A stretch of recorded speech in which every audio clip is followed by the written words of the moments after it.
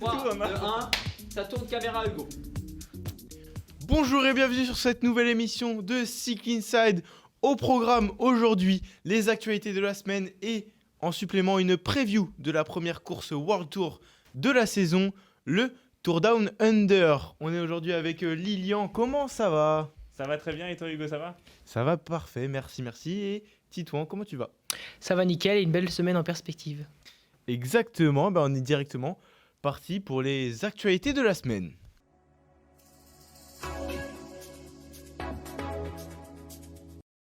Les actualités de la semaine, on vous tient au courant de ce que vous avez peut-être loupé dans l'actualité cycliste. Et on va commencer avec toi, Lilian. Et David Gaudu regrette ses critiques envoyées à son ancien coéquipier Arnaud Démare. Exactement Hugo, tu as raison, c'est David Gaudu qui a confirmé à l'équipe, c'était mercredi dernier je crois, jeudi dernier, qui disait à l'équipe dans une interview qui regrettait ses propos contre Arnaud Démare. Il avait dit qu'il ne voulait pas le voir sur le Tour de France. Il disait même nous sommes en guerre. Alors on ne sait pas de quel camp il parlait, mais certainement des camps des grimpeurs contre celui des sprinters pour le Tour de France. Ça rappelle nous sommes dans la guerre de Emmanuel Macron. Ouais, exactement. C'était le nous sommes dans la guerre de David Gaudu. Et donc voilà, depuis il a dit qu'il regrettait ses propos et puis voilà, il a donc décidé de passer un peu moins de temps sur les réseaux sociaux pour éviter de relâcher ce genre de propos. Il les avait lâchés sur Discord et donc maintenant il a une nouvelle passion. C'est quoi ? Le vélo. Non, c'est la pêche. C'est la pêche. Voilà, il l'a. J'avais lu le script. Ouais. Bon, sinon, les championnats de France de cyclocross ont eu lieu à Camors, en Bretagne. Oui, c'est ça. Donc, les championnats de France de cyclocross, parce que ce sont les derniers week-ends de cyclocross. Et donc, la victoire de Venturini pour la 6e fois dans les sous-bois sur donc, un championnat de France où il a terminé devant Joshua Dubos au sprint.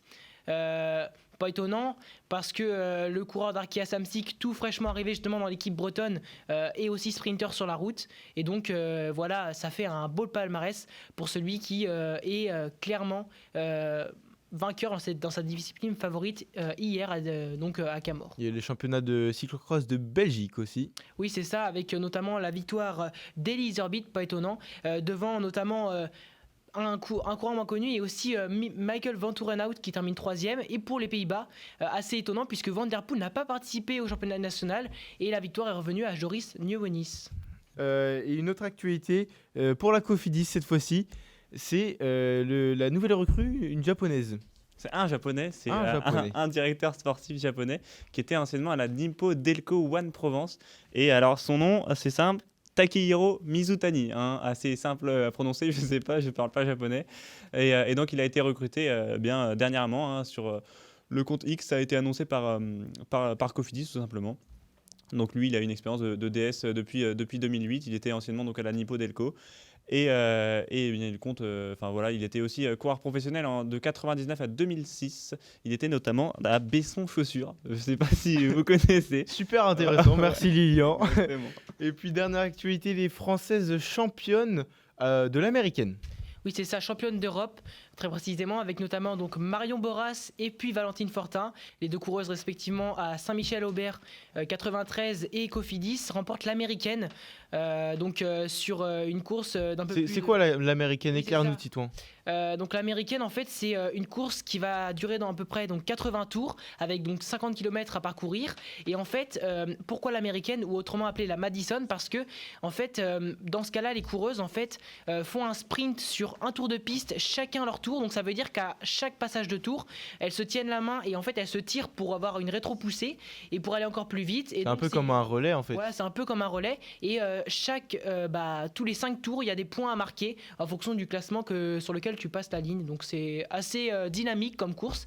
Et en plus, c'est assez étonnant de les voir premières car les championnes du monde néerlandaises ont abandonné sur chute. Donc c'est chapeau pour les Françaises. Ça doit être assez dangereux quand même de se tenir la main sur le vélodrome. C'est vrai qu'il y a toujours des pics d'adrénaline. Et puis en plus, si on fait le bilan comptable des Français, ça fait 8 médailles sur ce championnat d'Europe. Donc c'est clairement un bon bilan. Mais donc du coup, celui qui franchit la ligne en premier n'a pas forcément gagné. Non, c'est au compte des points.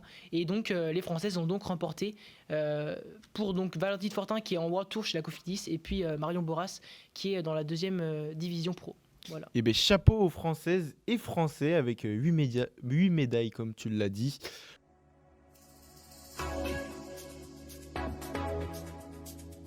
On passe sur la deuxième partie de cette vidéo et la présentation, la preview du Tour Down Under. Donc moi j'ai retenu 2 étapes. On va commencer déjà avec 4 étapes de plaine dans cette première course World Tour qui seront réservées aux sprinters.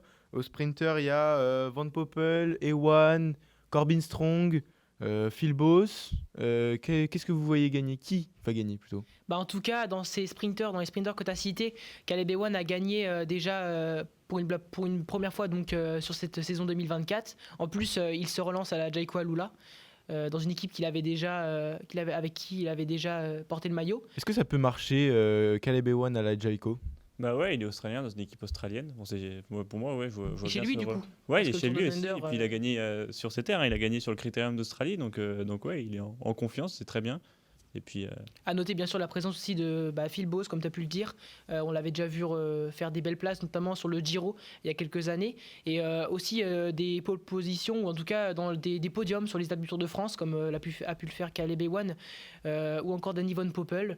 Des coureurs qui ne sont pas forcément les meilleurs du peloton des sprinters, mais qui cherchent à être présents sur ce Tour Down Under pour montrer qu'ils ont quand même les jambes, mais ce sont des outsiders pour les grands tours et ici ils sont en tant que favoris. Il y aura aussi des bons coureurs à étapes comme Filippo Ganna ou encore Joshua Tarling pour rester dans le contre-la-montre. On peut aussi citer Simon Yates, Jack Haig ou encore des punchers comme Biniam Girmay, Julien Alaphilippe ou Narvaez qui a gagné aussi en début de saison qui seront à surveiller du coup sur les 2 dernière étape du Tour Down Under. C'est qui ton favori Pour moi, je verrais bien Simon Yates. Il fait 2e l'an dernier. Voilà, tu as dit qu'il pouvait viser les étapes. Ouais, il peut les viser, mais il peut jouer un très bon général à la fin. C'est un peu plat, c'est vrai, pour lui. Enfin, il y a quand même pas mal de bosses, mais c'est très plat. Enfin, on monte pas trop non plus. C'est une course pour un mec comme Simon Yates, mais peut-être pas assez dur pour qu'il soit vraiment l'unique favori en fait.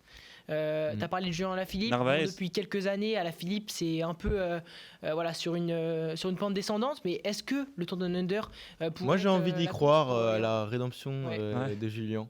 Et en plus, c'est la deuxième fois qu'il participe dans sa carrière cycliste. Il avait fait la première fois à son arrivée chez les pros en 2013. 2013 parce qu'il est 2014 voilà. Et donc là c'est donc une deuxième fois qu'il roulera sur les routes australiennes avec notamment le Willunga Hill sur l'étape 5 où c'est quand même une montée qui est bien connue des suiveurs du Tour Down Under qui sera à gravir à 2 reprises et où clairement il est favori. Tu as parlé de Narvaez également, le coureur de la Ineos. Avec un très bon punch qui a gagné devant Isaac Del Toro, la révélation dont je voulais parler aussi et dont tu voulais nous parler, Titouan. Oui, c'est ça, le coureur de UAE qui a quand même gagné le Tour de l'Avenir 2023. Alors, est-ce que c'est la course où il peut se révéler Lilian, tu voulais aussi nous parler d'autres coureurs du UAE. Peut-être qu'il aura sa chance, Isaac Del Toro. Je sais pas, toi tu... Ouais, peut-être, à voir. On a aussi Diego Ulissi. Je pense qu'il est capable de faire une bonne chose. Alessandro Covi également. Ouais, Alessandro Covi. Il a le numéro 1. Normalement, c'est lui le leader. Donc, à voir. Mais Diego Ulissi, il peut faire quelque chose. C'est le gros nom, entre guillemets, du AE sur la start list. Donc ouais, il a la pression de représenter l'UAE aussi. Oui, parce que Jay Vine avait gagné l'année dernière. Donc, forcément, ils ont les premiers dossards. Toujours une envie de conserver le titre dans la même équipe. Mais oui, c'est sûr que ça va être important à suivre. En plus, pas à suivre, pas vraiment, il y a le décalage horaire. Parce que du coup, si vous voulez aller regarder la course, c'est 1h du mat, donc force à vous. Mais oui, franchement, ça va être une première course d'ouverture sur lequel tout le monde s'attend. Et... Ouais, exactement, qui promet, on va dire. Et moi, je vais revenir du coup, on va faire un petit tour des pronostics. Titouan d'abord, c'est quoi ton pronostic? Au général, je parle. Alors, je veux pas non plus trop me lancer, mais c'est vrai que Simon Yates, j'étais assez d'accord avec toi. Si c'est dans ces coureurs de grand tour, moi je dirais Simon Yates. Sauf si Alaphilippe réussit à justement revenir, mais s'il n'y a pas d'Alaphilippe, pour moi c'est Simon Yates qui fait figure de grand favori. Ouais, j'aurais dit Simon Yates aussi. Moi je le vois, il a fait 2e l'an dernier, il est motivé, je pense, à gagner celui-là. Après, Alaphilippe, c'est le choix du cœur, on a tous envie de le voir gagner. Alaphilippe, on a tous envie de le revoir triompher. Et puis, à voir, toi, t'avais un autre nom, toi? Alors moi, je vais mettre une petite pièce sur Jack Egg. C'est une surprise, il est quand même connu, mais moins que Simon Yates. Et j'ai envie de croire en Jack Egg et on va dire que Simon Yates, ça va être sa mise en route pour le Giro, le Tour de France. Je ne sais pas ce qu'il fera cette saison. Et ben merci les gars pour cette vidéo et puis on se retrouve très bientôt. Et puis on vous retrouve aussi très vite. N'hésitez pas à vous abonner et à liker la vidéo. Et puis bonne route.